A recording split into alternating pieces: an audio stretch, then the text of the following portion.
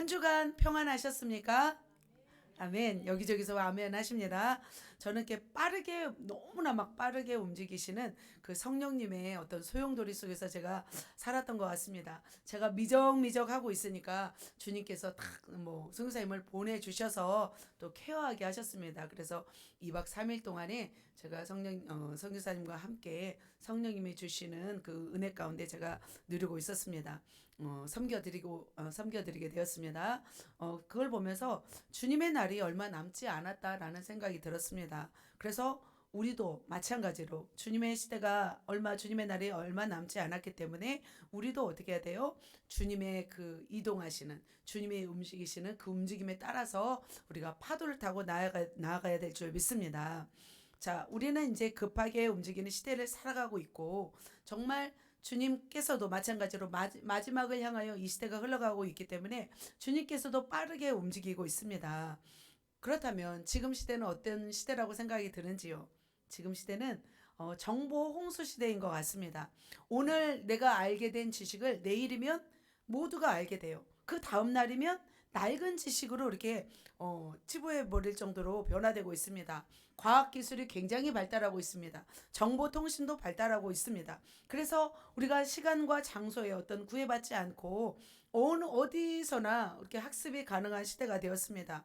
그래서 어떤 시대냐면 온라인 클래스로 지금 막 지식을 습득하고 있는 것 같습니다. 전성기를 맞이하고 있는 것 같습니다. 그래서 온라인을 통해서 세계 여러 정보를 알게 되고 다양한 지식들을 습득하게 되었습니다. 때로는 학교를 가지 않아도 학원을 가지 않아도 이런 지식들을 습득하고 배우는 시대가 된 것 같습니다. 뿐만 아니라 오늘 기도도 하였지만 이 코로나를 접하면서 이런 온라인 시대가 더욱더 발전했던 것을 볼 수 있습니다. 그래서 사람을 만나지 않아도 우리가 이렇게 배울 수가 있게 되었잖아요. 그래서 그런 기회들이 더 많아지고 있는 시대에 우리가 살아가고 있는 것을 볼 수 있습니다. 이 디지털 그 시대라고 하죠. 디지털 환경에 익숙한 시대가 바로 이제 우리 청년, 이 시대인 것 같습니다. 청년들의 모습을 통해서도 정말 이 디지털 시대를 우리가 경험하게 되는 것 같습니다. 저와 여러분은 어떤 시대인가요? 그러면 좀 어렵나요? 이 디지털 시대가? 어렵죠. 우리는 두레박 시대인 것 같아요. 두레박 시대. 그죠? 이 두레박 시대는 디지털 시대를 따라가기가 굉장히 힘듭니다. 또 그리고 또 무슨 빙하 시대, 아기 공룡 둘리 시대에는 정말 너무 따라가기가 버거울 정도로 시대가 너무 빨리 움직이고 있고 정말 그런 것을 볼 수 있습니다. 그래서 참 요즘은 어떤 말도 나오냐 이런 말도 나옵니다. 귀 밑에 뭘 심는다? 휴대폰을 심는다. 이런 정말 놀라운 이런 발전들이 나오고 있습니다. 정말 우리 시대를 이렇게 보면은 깜짝깜짝 놀라고 있는 것 같습니다. 그렇다면 지금도 이렇게 빠르게 시작되는데 10년, 20년이 되면은 얼마나 놀라운 일들이 벌어질까. 참 아버지 기대도 되지만 두렵고 떨리기도 하는 것 같습니다. 자, 그런데 이런 놀랄만한 일들이 일어나고 있는데 과연 2000년 전에 성경에는 이런 일들보다 더 놀라운 일들이 있었을까요? 더 있었던 걸로 저는 생각이 듭니다. 왜냐하면 자, 지금 이 시대에도 온라인으로 우리에게 정말 세계 정보를 알고 있는데 그 2000년 전에도 마찬가지로 더 놀라운 일들이 사실은 이미 우리에게 보여주신 것을 볼 수 있습니다. 주님이 직접 온라인을 연결해서 하늘 메시지를 들려주셨어요. 누구에게? 사도 요한에게 들려주셨습니다. 그것이 바로 뭐예요? 요한계시록입니다. 동의하시는지요? 아멘. 자, 환상을 통해서 하늘의 놀라운 비밀 메시지를 직접적으로 알려주셨어요. 바로 그분이 바로 예수님이셨습니다. 바로 디지털 시대를 열으신 주님이 사도 요한에게 또한 하늘 메시지를 증거해 주신 것을 볼 수 있습니다. 바로 이제 시작하도록 하겠습니다. 이렇게 예수님은 하늘 영상으로 보이지 않지만 하늘 영상을 통해서 우리에게 영상 메시지를 들려주신 분입니다. 세상이 굉장히 빨리 돌아간다고 해서 하나님이 우리보다 느린 분이실까요? 결코 느리지 않은 분이십니다.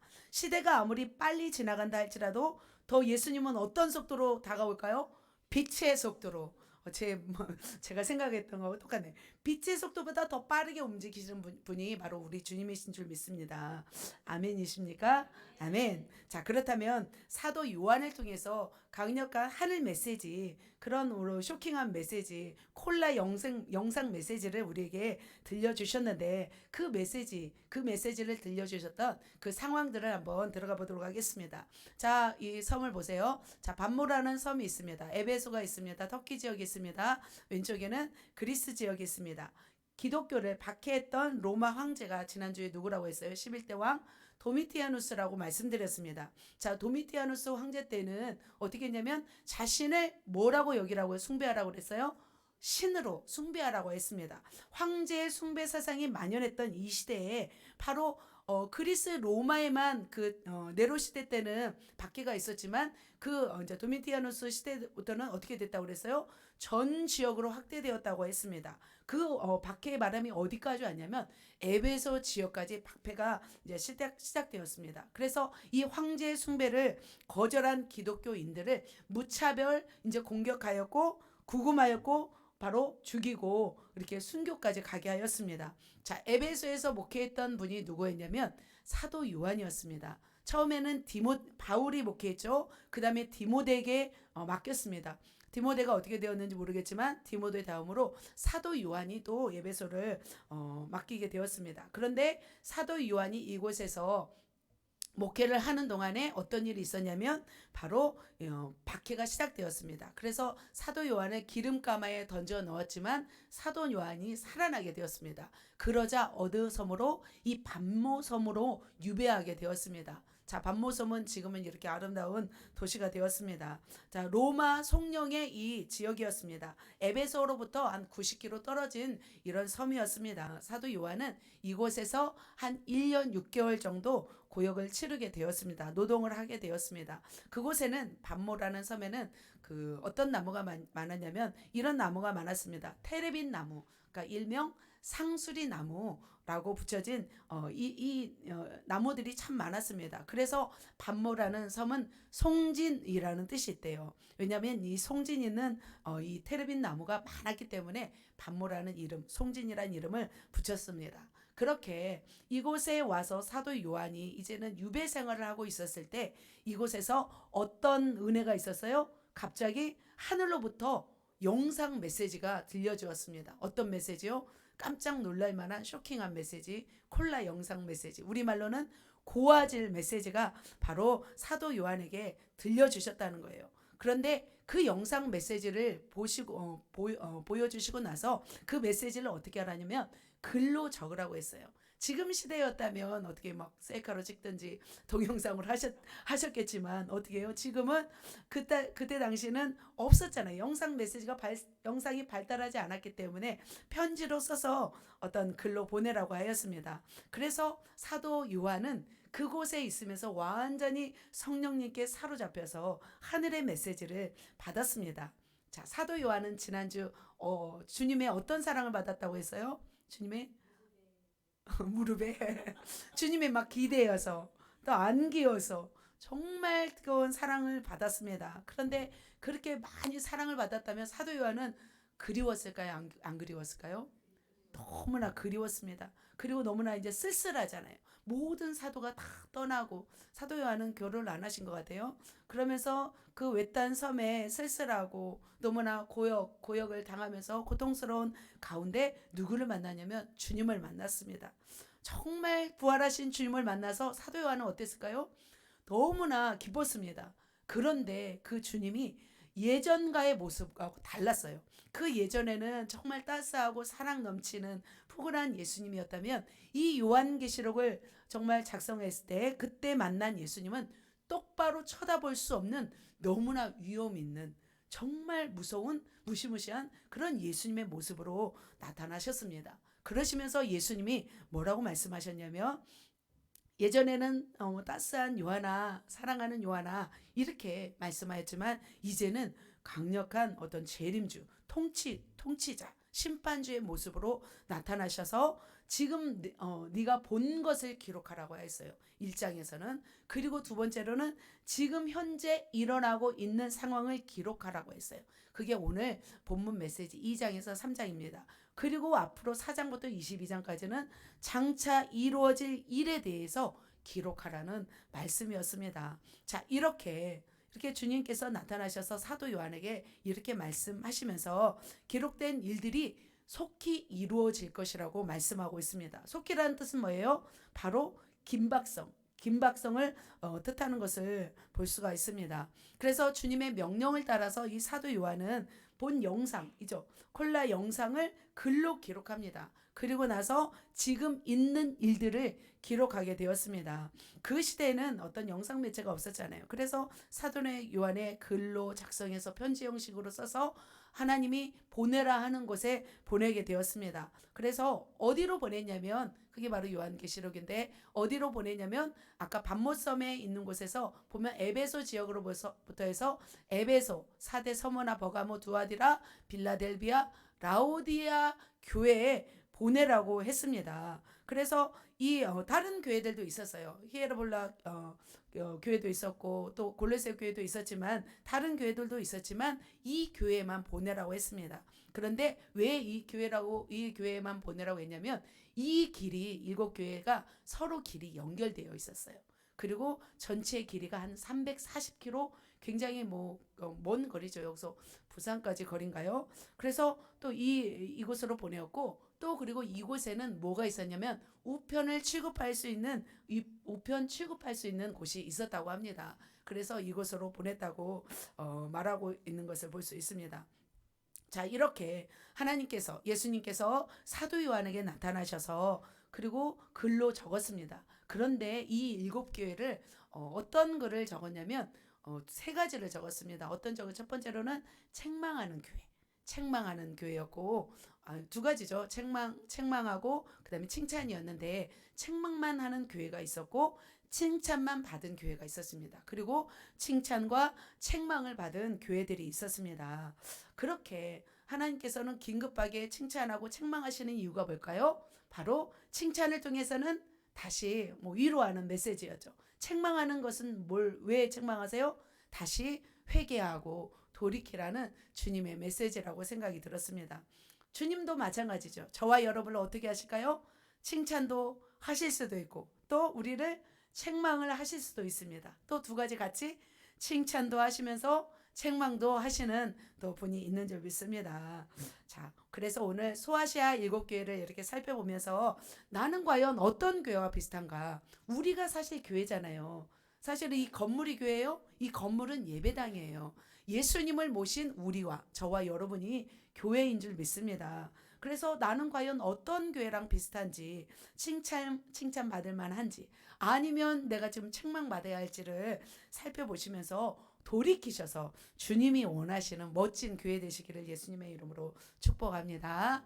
아멘. 그렇다면 말씀으로 들어갑니다. 자, 첫 번째로 무엇을 받은 교회? 책망만 받은 교회. 그래서 책망을 제가 말씀드렸어요.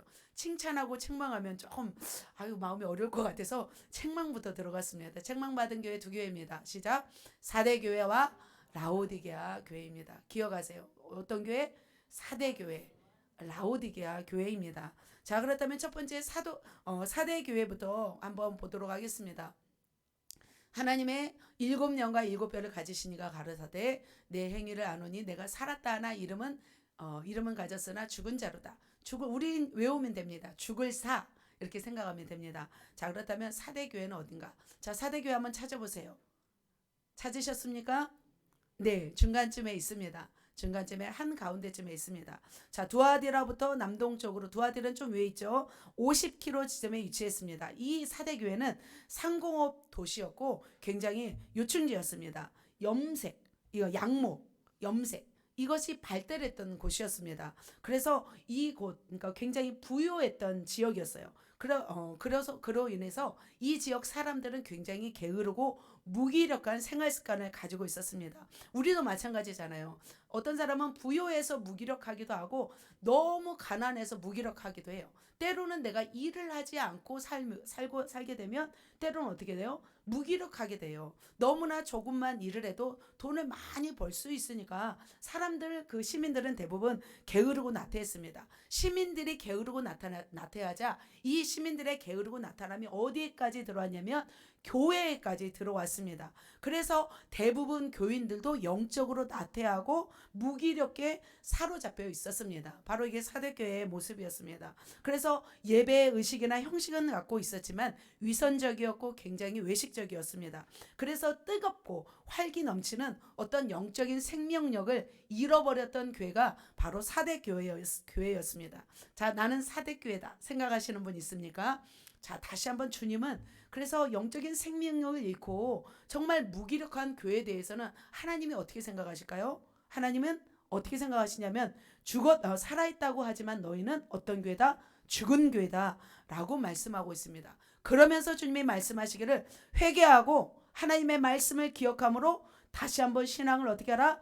회복하라 라고 하나님은 말씀하고 있습니다. 그러면서 계속적으로 이렇게 게으르고 나태함에 젖어 있으면서 졸고 있으면서 너희가 있다면 주님이 어떻게 오신대요? 도적같이 이를 때에 너희가 아무런 준비를 하고 있다면 낭패를 받을 것이다 라고 말씀하고 있습니다. 사랑하는 성도 여러분, 영적으로 깨어나시기를 예수님의 이름으로 축복합니다.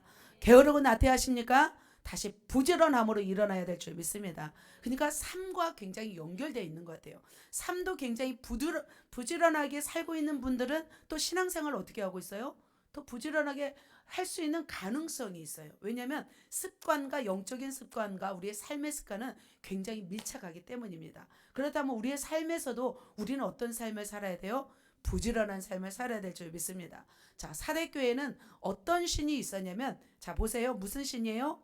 키벨레 신이에요. 굉장히 어떤 데모 신이라고 하는데 어떤 신비 종교, 신비 종교 이게 성행하였습니다. 그런데 사대교회 교인들 중에는 이 신을 숭배하는 사람들이 있었대요. 그래서 이 신의 어떤 우상 숭배죠. 우상 숭배 의식에 참여했대요. 그러니까 어떤 교회는 소수만 참여하잖아요. 근데 사대교회는 대부분이 참여했대요. 이 신을 숭배하는 곳에. 그리고 소수의 신자들만 간신히 믿음을 유지했다고 합니다. 그래서 사대교회는 제가 볼 때는 주님께서 책망만 하는 교회라고 생각이 듭니다. 그런데 주님은 이 키벨라의 신을 숭배하는 곳에서도 정말 자기 옷을 더럽히지 않은 소수의 사람이 있다고 말씀하고 있습니다. 자, 같이 한번 읽겠습니다. 그러나 사대의 그 옷을 더럽히지 아니한 자 몇 명이 내게 있어 흰옷을 입고 나와 함께 다니리니 그들은 합당한 자인 영고라 라고 말씀하고 있습니다. 흰옷 입은 자들만이 하나님이 어떻게 하신대요? 구원하시겠다고 말씀하고 있습니다. 자, 우상 숭배에 참여한 사람들도 어떤 사람이었어요? 다 교인이었습니다. 그런데 그들은 구원하신대요? 구원하지 않는다고 말씀하고 있습니다. 그래서 그들에게는 어떤 책에 기록하신다고 하셨냐면 생명책에 기록하신다고 말씀하였습니다. 생명책에 기록된다는 것은 영원한 천국에서 바로 구원을 누릴 수 있는 사람이라고 말씀하고 있습니다. 자, 첫 번째 사대교회였습니다. 두 번째 교회는 무슨 교회일까요? 라오디게아 교회였습니다. 라오디게아 교회의 사자에게 편지하라. 아멘이시오. 충성되고 참된 증인이시오. 하나님의 창조의 근본이신 이가 이르시되 라고 말씀하고 있습니다. 자, 그렇다면 라오디게아 교회 어디 있어요? 맨 아래에 있습니다. 골로새 옆에, 히에라볼리 옆에 라오디게아 교회입니다. 예전에 한번 설교를 통해서 말씀드렸습니다. 라오디게아 교회는 빌라델비아 교회에서 한 60km 떨어진 곳. 왜 제가 60km, 50km 이렇게 말씀드리냐면 전체 길이가 340km이기 때문에 그것을 제가 한번 드리는 것입니다. 자, 이런 라오디게아 교회는 아래에 있다고 생각하면 안 돼요. 옆에 있습니다. 옆에 지도가 이렇게 있지만 옆에 있다고 생각하면 이 라오디게아 교회는 산 기슭에 위치한 교회였습니다. 굉장히 봐봐, 라오디게아 교회 보면은 자, 에베소 교회로도 연결할 수 있고 버가모 교회로도 연결할 수 있는 어떤 교통의 요충지라고 볼 수 있습니다. 이곳에서는 어떤 일을 했냐면 윤인하고 부드러운 양모 산업, 양모, 그러니까 양들을 많이 길렀나 봐요. 그리고 안약, 의술이 발달했대요. 그리고 또 어떻게 안약 제조를 했고 의술이 발달로 인해서 이곳에서는 경제적인 부유를 누리고 있었던 그런 지역이었다고 합니다. 아까 어디랑 비슷해요? 사대랑도 비슷합니다. 그런데 이렇게 굉장히 부유했던 교회였음에도 불구하고 그들은 영적인 무기력함, 그리고 신앙의 활력을 잃어버린 채 어떤 신앙의 모습을 찾았냐면 미지근한 어떤 신앙을 가지고 있었던 곳이 바로 라오디게아 교회였습니다. 라오디게아 교회 이런 모습이죠. 자, 그런데 주님은 이 교회를 향해서 어떻게 책망하시냐면 너희가 어떻게 해요? 뜨겁든지 차갑든지 하라고 말씀하고 있습니다. 왜 그렇다면 이들이 이렇게 뜨겁거나 차갑거나 이렇게 하라고 주님은 말씀하셨을까요? 그곳에는 어떤 물이 있었냐면 온천수가 흐르고 있었습니다. 보면은 자, 히에라볼리에서 온천을 끌어들입니다. 그래서 이 온천물을 가지고 뭘 사용하냐면 수돗물로 사용하고 있습니다. 그런데 이 온천물이 뜨거운 물이 이 바로 라오디게아 지역까지 오는 동안에 어떤 물이 되냐면 뜨거운 물이 아니라 미지근한 물이 되었다고 합니다. 그래서 이 미지근한 물을 마시면 사람들이 어떻게 했냐면 토하기까지 했대요. 자, 여러분도 시원한 콜라를 마시면 시원하지만 좀 미지근한 콜라 한번 드셔본 적 있어요? 못 먹잖아요. 그죠? 우리 집에 지금 정수기가 고장나서 미지근한 물이 나오고 있습니다. 그러니까 미지근한 물을 못 먹겠더라고요. 그래서 2층 와서 먹고 있습니다. 마찬가지로 이렇게 히에라블라 온천에서 흘러온 물이 이제 미지근해지자 그들이 어떻게 했냐면 그 미지근한 그 신앙과 비슷한 것을 주님이 아셨기 때문에 이렇게 말씀하고 있습니다. 같이 읽습니다. 내가 내 행위를 아노니 내가 차지도 아니하고 뜨겁지도 아니하도다. 내가 차든지 뜨겁든지 하기를 원하노라. 주님은 말씀하고 있습니다. 너희가 차든지 뜨겁든지 하라. 미지근하지 말라. 라고 말씀하고 있습니다. 그런데 문제가 있었어요. 그들은 그 문제를 보지 못했어요. 자신들이 지금 물질적으로 어떻게 했어요? 풍요로웠어요. 그리고 자신들이 이 물질적으로 풍요하기 때문에 교회에서도 얼마나 넉넉하게 누릴 수 있었죠. 그렇기 때문에 그들은 착각했어요. 무엇을 착각했어요? 자신들이 연약함을 보지 못했던 거예요. 그래서 주님은 어떻게 말씀하냐면 그들에게 곤고하고 가련하고 가난하고 눈멀고 벌거벗었다고 말씀하고 있습니다. 그럼에도 불구하고 그들은 자신들은 여전히 신앙생활을 잘하고 있다라고 생각했습니다. 그들은 또 사대교회와 마찬가지로 매너리즘에 빠져 있었습니다. 무사 안일주의에 빠져 있었습니다. 그래서 습관적으로 종교 생활을 하면서 자기는 괜찮다고 생각했던 것입니다. 그런데 주님은 이렇게 말씀하시면서 한마디 더 하십니다. 같이 읽습니다.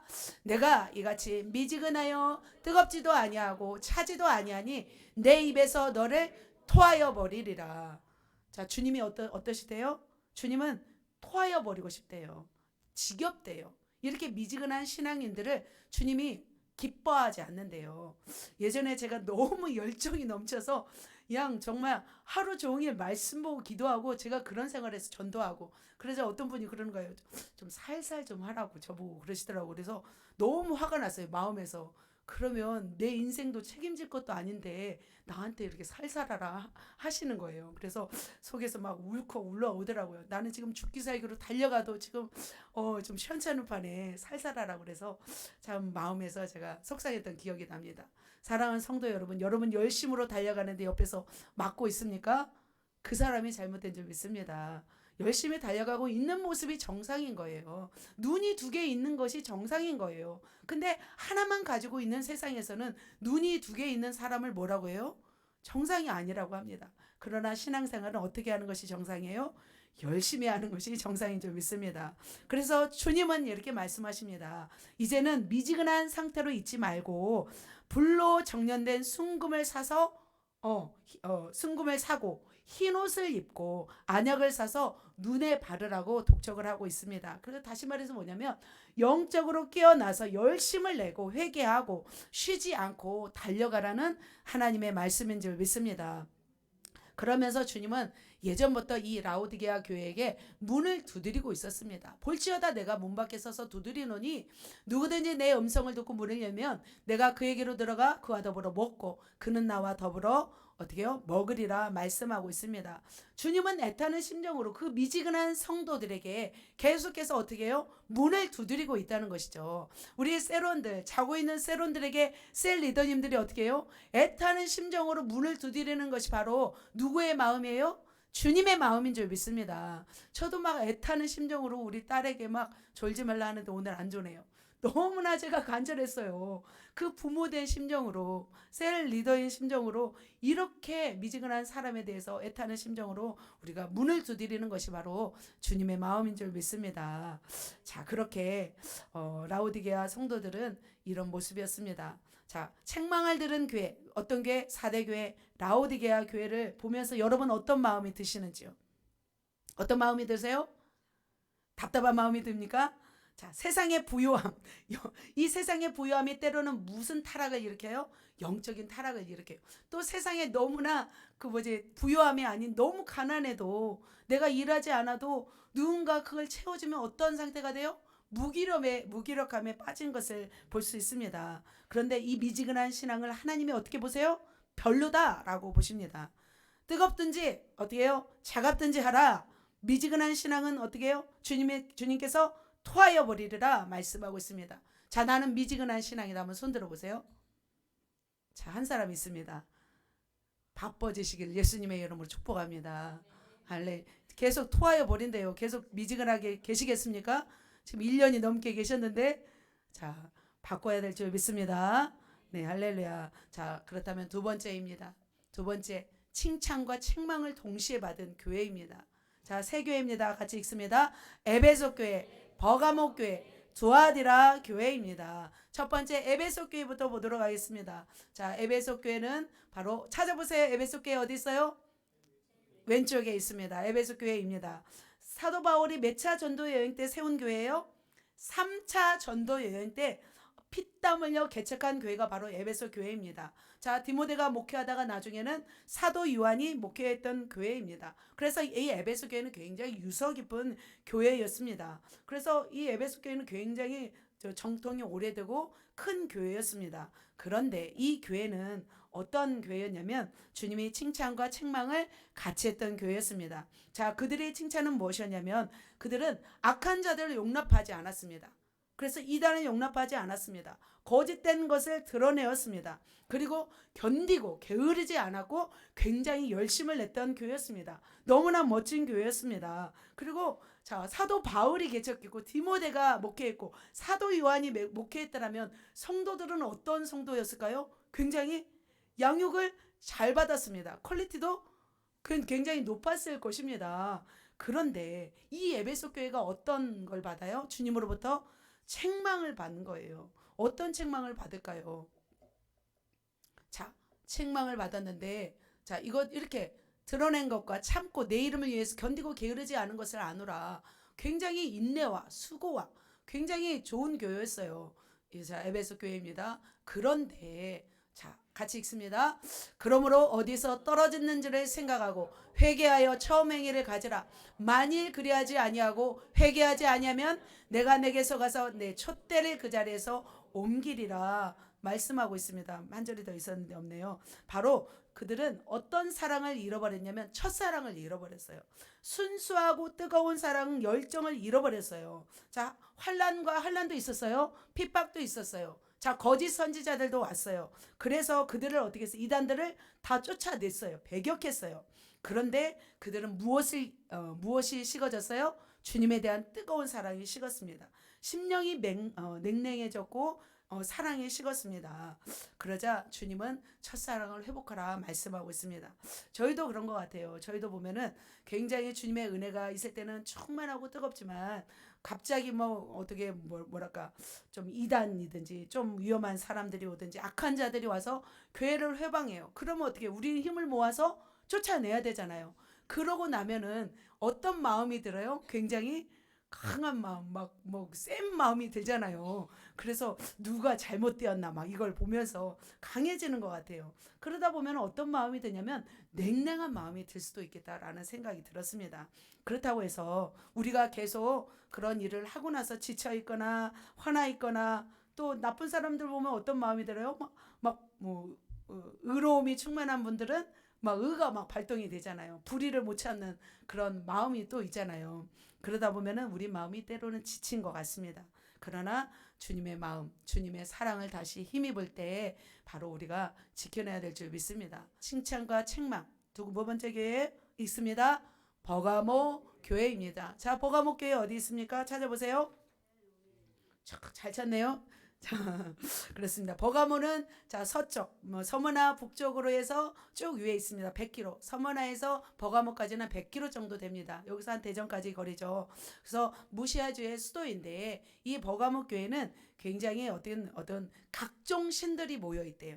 그래서 로마의 식민지가 된 도시로서 이 도시는 신전의 도시라고 해서 굉장히 많은 우상 숭배가 어떤 성행했던 그런 곳이었습니다. 자, 버가모 교회 이렇게 터가 남아 있습니다. 제우스를 비롯해서 의료의 신, 뭐 술의 신, 디오니소스 신, 막 이런 다양한 신들을 섬겼던 곳이 바로 버가모 교회였습니다. 또 이곳에서는 로마 황제 숭배도 어떤 성행했습니다. 그래서 사단이 볼 때 가장 어떤 교회예요? 가장 마음에 드는 교회가 어떤 교회일까요? 버가모 교회에서요. 사단들이 자기 왕자를 여기다 두고 싶은 교회가 바로 버가모 교회라고 볼 수 있습니다. 그런데 이 버가모 교회는 순교적 각오로 믿음을 지키는 사람이 있었습니다. 또 반대로 우상 숭배와 함께 세상 풍속을 쫓아가는 그런 신자들이 있었습니다. 그러니까 두 부류가 있었다는 것을 볼 수 있습니다. 자, 이곳의 감독이 누구였냐면 안디바라는 분이었습니다. 안디바는 순교적인 삶을 살았습니다. 그런데 이 버가모 교회 감독 안디바를 어떻게 죽였냐면 이 안디바는 황제 숭배를 거부했어요. 그러자 황소 형상으로 만들어진 청동 용광로에 이 안디바를 던져서 죽게 했다고 합니다. 그거는 2장 13절에 나와 있습니다. 그런데 반면에 책망할 것이 있대요. 굉장히 책망할 것이 있는데 바로 보면은 같이 읽습니다. 네, 그러나 내게 두어 가지 책망할 것이 있나니 거기에 내게 발람의 교훈을 지키는 자들이 있도다. 발람이 발락을 가르쳐 행음하였느니라. 그러면서 리골라 당의 교훈을 지키는 자들이 있도다. 이렇게 말씀하고 있습니다. 여러분 발람 기억하세요? 발람이 어떤 사람인가? 출애굽 당시에 나왔던 거짓 선지자였어요. 예언자였죠. 그래서 이스라엘 가나안 진군을 하고 있었어요. 이스라엘 민족이. 그런데 모압 왕 발락이란 사람이 이스라엘 그 민족이 가나안 땅으로 오니까 두려움을 느꼈어요. 그래서 메소포타미아에 있는 발람 선지자, 발람 전쟁이를 어떻게 하면 고용했어요. 그리고 돈을 많이 줘서 누구를 저주하게 했냐면 이스라엘 백성을 저주하게 했어요. 그러나 하나님의 감섭으로 오히려 이스라엘을 축복하게 되었습니다. 그러자 이 발람은 사악한 꾀를 제시합니다. 그러면서 음행에 가담하게 합니다. 미디안 여인들과 함께 음행에 가담하게 해서 이스라엘 민족을 굉장히 어려움에 빠뜨려서 엄청난 사람들을 죽게 했던 것입니다. 그런데 바로 이 버가모 교회가 이 발람의 교훈, 그런 우상 숭배, 음란의 이 죄악을 어떻게 하냐면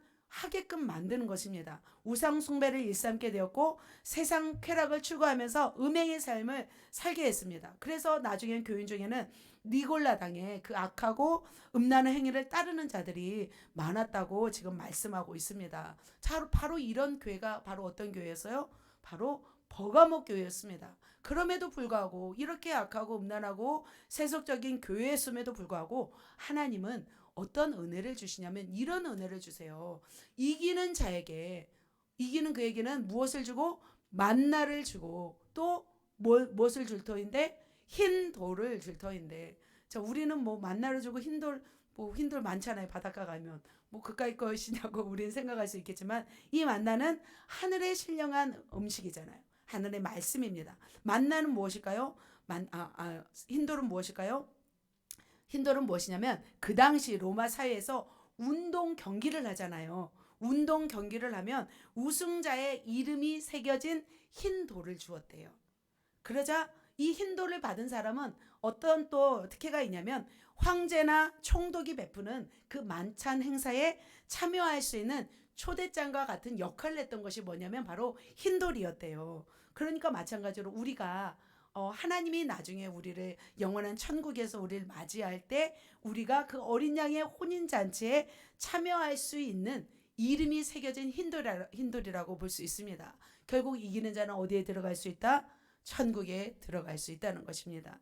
자, 이렇게 버가모 교회는 하나님 앞에 칭찬도 받았지만 책망을 받았습니다. 자, 세 번째 교회입니다. 칭찬과 책망을 받았던 교회 같이 읽습니다.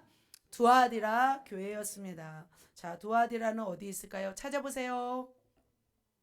두아디라. 네, 맨 위에서 두 번째. 자, 4대 위에 있습니다. 두아디라 교회는 소아시아 서부의 한 도시였습니다. 두아디라에서 출토된 이 비문에 의하면 그곳에는 어떤 유행에 어떤 것이 유행했냐면 그 은세공 알죠? 은으로 이렇게 만든 거, 그다음에 피역 가공, 그러니까 가죽으로 만든 거, 염색, 양모. 그래서 그곳에는 수많은 전문 직종들이 굉장히 유행했고 거기는 조합들이 있었대요. 그래서 정치, 경제, 문화, 사회, 어떤 종교 생활 전면에 이들이 어떤 종교적인 어떤 영향력을 행사했다고 볼 수 있습니다. 이들의 어떤 조합으로 묶여 있었나 봐요. 굉장히 부유했던 곳이었습니다. 지역이었습니다. 그래서 지도를 보면은 바로 두아디라가 이런 모습이라고 합니다. 자, 사도행전에 보면 어떤 사람이 나와요? 빌립보 교회에 가서 두아디라의 자주장사 누구예요? 루디아라는 사람이 나옵니다. 바로 루디아가 이 두아디라 출신이었어요. 그러니까 그것을 가지고 어디까지 온 거예요? 빌립보까지 와서 사업을 하고 있었을 때 사도 바울을 만났던 것을 볼 수 있습니다. 그래서 자기 처소를 사도 바울에게 준 것을 볼 수 있습니다. 그런데 두아디라 교회는 너무 멋진 것은 뭐냐면 처음보다 더 성숙해졌대요. 그래서 사랑과 믿음과 봉사와 인내의 행위가 점점 더 성숙해진 교회라고 볼 수 있습니다. 그래서 어떻게 보면 이 두아디라 교회는 급성장한 교회였습니다. 굉장히 갑자기 성장했던 교회가 바로 이 두아디라 교회였습니다. 그런데 이 두아디라 교회를 주님이 어떻게 했냐면 칭찬도 했지만 책망을 했습니다. 자, 책망은 어떤 책망이었는지 같이 읽겠습니다. 그러나 내게 책망할 일이 있노라. 자칭 선지자라 하는 여자 이세벨을 내가 용납함이니 그가 내 종들을 가르쳐 꿰어 행음하고 우상의 제물을 먹게 하는도다 라고 말씀하고 있습니다. 그러나 주님은 이 두아디라 교회를 어떻게 했어요? 책망했어요. 바로 누구를 용납했어요? 이세벨을 용납했습니다. 자, 이세벨은 북왕국 아합 시대에 바알 숭배를 어떻게 해요? 굉장히 장려했던, 굉장히 일으켰던 왕후였습니다. 바로 이세벨을 용납했다는 것은 거짓 선지자들을 그들이 가르쳐서 행했던 그 우상 숭배의 길을 걸어갔던 것을 볼 수 있습니다. 계시록 2장 20절에 이런 말씀이 있습니다. 그래서 사단의 깊은 곳, 자칭 선지자라는 이세벨의 이 꾀임을 넘어갔던 것을 볼 수 있습니다. 이 꾀임이라는 것은 뭐냐면 그 우상 숭배하는 그 음란한 그 제전에 누가 참여했어요? 성도들이 참여했다는 거죠. 그리고 그 제전에 참여해야만이 그것을 알 수 있다고 해서 미혹해서 그 성도들을 다 그곳에 참여하게 했습니다. 그러나 그곳에서도 주님이 재림 때까지 말씀을 굳게 지킨 사람에게는 놀라운 은혜를 주십니다. 이런 은혜를 주십니다. 같이 읽겠습니다. 그가 철장을 가지고 그들을 다스려 질그릇 것 같이 하리라. 나도 내 아버지께 받은 것이 그러하니라. 내가 또 그에게 새벽별을 주리라. 자, 이런 상황 속에서 굉장히 음란하고 이세벨의 우상 숭배가 그 만연했던 두아디라, 굉장히 염색, 은세곡, 피역, 굉장히 양모 산업, 굉장히 부유했지만 이렇게 잘못된 길로 가고 있는 그 교회일지라도 어떻게 해요? 교회일지라도 돌이키면 주님께서 이러한 축복을 주신다고 말씀하고 있습니다. 자, 이렇게 한번 정리하도록 하겠습니다. 책망과 칭찬을 받은 교회, 에베소 교회, 버가모 교회, 두아디라 교회였습니다. 첫사랑을 잃은 에베소 교회, 그리고 발람의 교훈을 지킨 버가모 교회, 이세벨의 교훈을 따른 두아디라 교회였습니다. 자, 그렇다면 우리도 신앙생활을 하고 있습니다. 우리도 칭찬받는 삶을 살아가는 성도님들도 있을 것입니다. 그런데 문제는 뭐냐면 내가 신앙생활을 잘한다고 해서 자칫 잘못하는 작은 것을 용납하면은 우리에게 어떤 해로움이 있을까요? 바로 주님의 책망을 드는 줄 믿습니다. 그래서 지난번 말씀드린 것처럼 우리가 옥에도 뭐가 있다? 티가 있지만 그 티조차도 어떻게 하라? 빼어버리라 말씀하고 있습니다.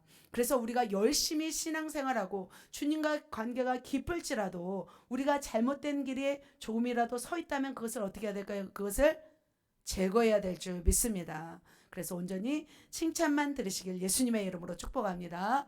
자, 마지막으로, 그렇다면 제가 마지막으로 놓았습니다. 어떤 무엇만 받은 교회? 칭찬만 받은 교회입니다. 자, 두 교회입니다. 시작. 서머나 교회, 빌라델비아 교회입니다. 자, 여러분은 서머나 교회가 좋습니까? 빌라델비아 교회가 좋습니까? 둘 다 좋습니까? 네. 우리 교회는 어떤 교회일 것 같아요? 서머나 교회요? 네. 자, 그렇다면 서머나 교회는 과연 안전하고 평온했는지 한번 보도록 하겠습니다. 첫 번째, 자, 서머나 교회 찾아보세요.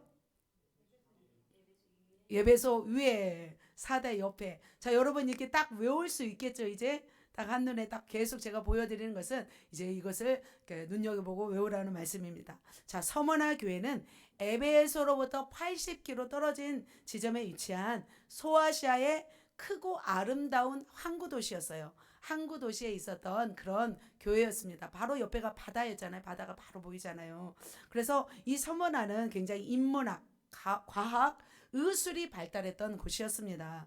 그런데 종교적으로는 굉장히 혼합주의 경향을 띈 상태였대요. 그리고 로마와 굉장히 더 가깝잖아요. 그래서 유대 관계를 맺어서 황제 숭배를 시범적으로 행했던 도시였어요. 무슨 숭배? 황제 숭배를 시범적으로 했던 곳이었습니다. 그런데 나중에 이 초대교육 교부인 지난 화형을 당하셨던 폴리캅이 이곳에서 목회하셨던 그런 교회였습니다. 근데 폴리캅은 황제 숭배를 거부하는 죄목으로 인해서 이렇게 화형을 당하였습니다. 자, 이 지역은 어떤 또 핍박이 있었냐면 황제 숭배가 굉장히 이제는 시범적으로 시행했기 때문에 로마 당국에서 이곳을 어떻게 주시했습니다. 그래서 특별하게 더 핍박을 가했던 곳이 바로 서머나 교회였습니다. 그래서 가혹한 핍박을 가장 먼저 받았던 교회가 서머나 교회인데 순교자들이 굉장히 많았대요. 이 교회에서. 그리고 뿐만 아니라 이 교회는 또 어떤 사람들이 많았냐면 자칭 유대인이라는 사람들이 있었어요. 그래서 마음의 할례가 중요한 것이 아니라 육체의 할례가 중요하다. 그래서 육체의 할례만 받으면 구원 얻는다라는 그런 주의를 가진 사상을 가진 유대인들에 의해서 굉장히 핍박을 받았던 교회가 바로 서머나 교회였습니다. 그래서 유대인들은 사단이 좋아하는 일이 뭐예요? 바로 앞장서서 믿음에 있는 사람들을 핍박하는 것이었죠. 그렇게 서머나 교회는 굉장히 어려움에 있었던 교회였습니다. 그런데 주님이 이 서머나 교회를 어떻게 했어요? 칭찬했습니다. 자, 어떤 일로 칭찬하셨는지 한번 보도록 하겠습니다. 서머나 교회가 이렇게 있습니다. 서머나 교회는 말씀하지 않았네요. 서머나 교회에서는 바로 칭찬을 받았는데 굉장히 힘든 상황이었어요. 그럼에도 불구하고 순교적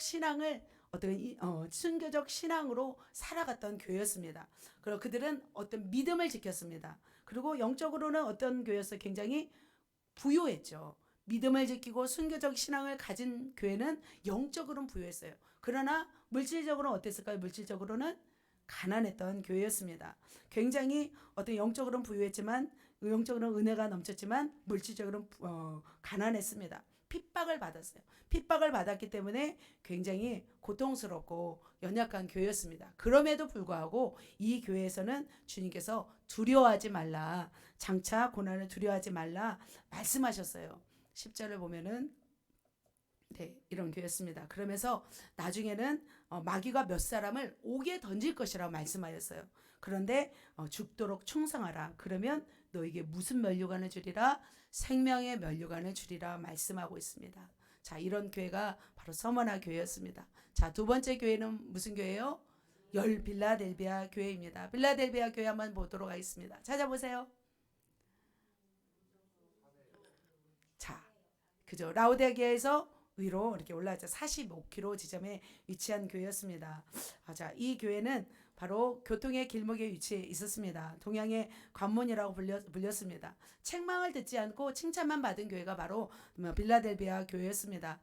빌라델비아 교회를 말씀하실 때는 예수님이 다윗의 열쇠를 가지신 분으로 말씀하고 있습니다. 바로 천국의 문을 열 수 있는 분이 주님이신데 이 교회에 한해서는 천국의 문을 활짝 열어주셨다는 말씀이었습니다. 그렇다면 이 빌라델비아 교회는 어떤 교회였을까요? 바로 이런 교회였습니다. 굉장히 멋지죠. 굉장히 멋진 교회였습니다. 빌라델비아 교회 지금의 모습입니다. 자, 빌라델비아 교회는 자, 같이 한번 읽겠습니다. 시작. 내가 나의 인내의 말씀을 지켰은즉 내가 또한 너를 지켜 시험의 때를 면하게 하리니 이는 장차 온 세상에 임하여 땅에 거하는 자들 시험할 때라. 내가 속히 오리니 내가 가진 것을 굳게 잡아 아무도 내 면류관을 빼앗지 못하게 하라. 바로 빌라델비아 교회는 적은 능력을 가지고도 내 말을 지키고 내 이름을 배반하지 않았던 교회예요. 뭐예요? 적은 능력을 가지고 있었어요. 배반하지 않았어요. 빌라델비아 교회도 좋은 환경이 아니었어요. 이곳은 유대인들이 많이 살고 있었대요. 그래서 박해가 많았대요. 유대인들에 의해서 박해가 있었던 곳이었습니다.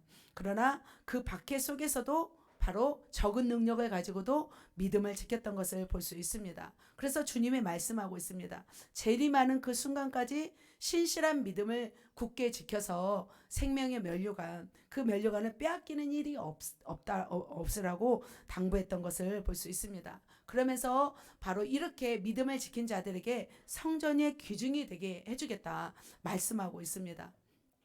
성전의 기둥이 되게 해주시겠다고 말씀하시고 또 다음에 또 무엇이 되게 하셨다? 그리고 하나님의 이름과 그리고 위로부터 오는 새 예루살렘의 이름과 나의 새 이름을 그 위에 기록하여 주겠다 말씀하고 있습니다. 결국 승리자들에게는 그리스도께 속한 자가 되어서 새 예루살렘 성의 시민으로 살게 하겠다 이렇게 말씀하신 것을 볼 수 있습니다. 자, 서문학 교회는 그래 결론적으로 보면은 서문학 교회는 환난과 궁핍 속에서 영적으로 어떤 교회였어요? 부유했던 교회였어요. 영적으로 굉장히 적은 능력이었지만 적은 능력을 가지고도 주님을 배반하지 않았습니다. 중요한 것은 환경이 아니라 지금 우리가 주님을 어떻게 믿느냐. 세상에서 인정받는 것보다 하나님께 인정받는 것이 더 중요하다는 것을 볼 수 있습니다. 자, 그러면 서문학 교회는 굉장히 가난했지만 어떻게 믿음을 지켰습니다. 빌라델비아 교회는 적은 능력이 있었지만 믿음을 지켰던 것을 볼 수 있습니다. 그렇다면 책망을 받는 교회는 굉장히 큰 교회예요? 화려한 교회 아니면 작지만 강한 교회예요? 작지만 강한 교회.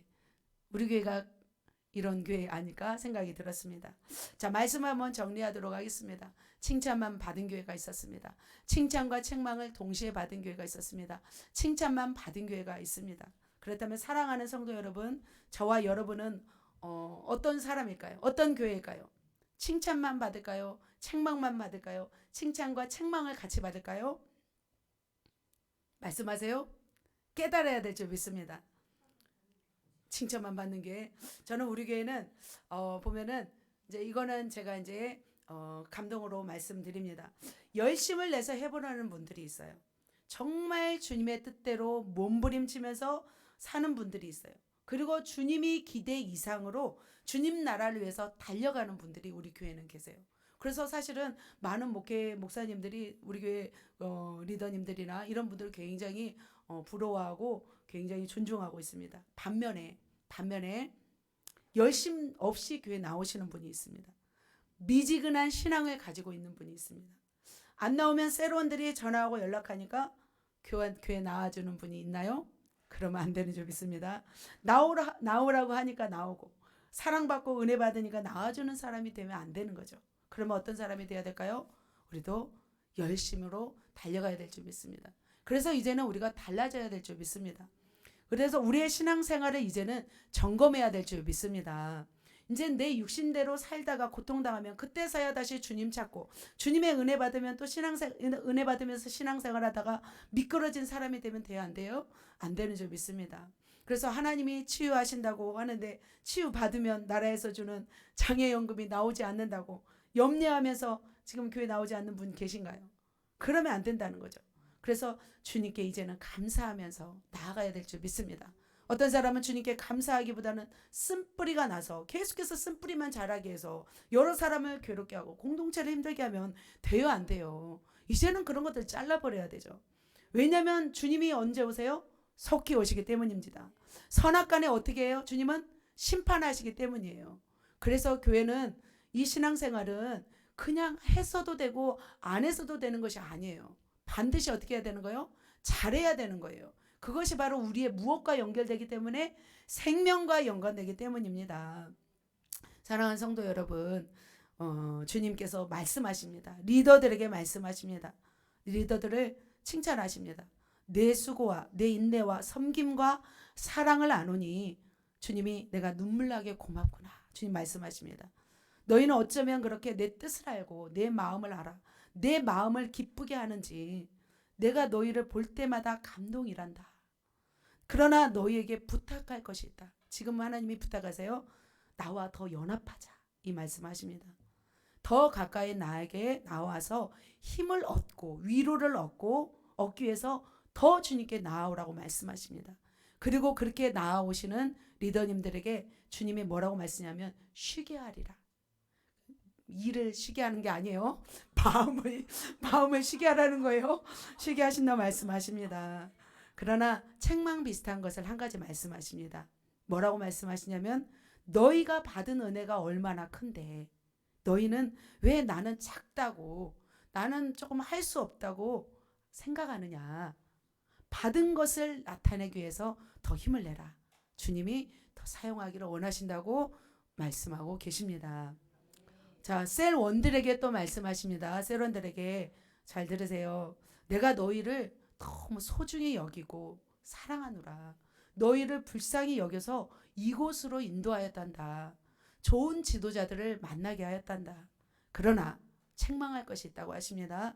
그러나 여전히 세상을 끊지 못하고 죄악 가운데 허덕이고 방황하며 살아가는 너희를 보면 주님이 안타깝다라고 말씀하십니다. 그래서 이제는 죄를 끊어버리고 정말 새 사람이 되기를 주님이 원하신다고 말씀하고 있습니다. 사랑하는 성도 여러분, 우리 모두는 어떻게 살아가야 할까요? 이렇게 칭찬과 책망을 받은 우리는 어떻게 살아가야 할까요? 칭찬받아 면류관 받는 사람 되시기를 예수님의 이름으로 축복합니다. 왜냐하면 이 땅이 뭐예요? 전부가 아니기 때문이죠. 영원한 천국에서 잘 살기 위해서는 우리는 이 땅에서 뭘 해야 돼요? 이 땅에서 정말 이 땅에서 잘 살아야 되기 때문이죠. 자, 오늘 하늘에서 소아시아 7교회 보낸 어떤 고화질 영상 편지에 대해서 말씀드리고 있습니다. 지금도 주님은 아날로그 방식이 아니에요. 디지털 방식으로 우리에게 말씀하시는 분인 줄 믿습니다. 우리 리더들을 쭉 보니까 칭찬은 80%, 책망은 한 20% 정도 있는 것 같아요. 그래서 완전히 이제는 책망받을 것들을 저는 조금 더 높더라고요. 보니까 90% 넘더라고요. 비슷비슷하죠. 그리고 우리 세론들에게는 칭찬이 10% 정도.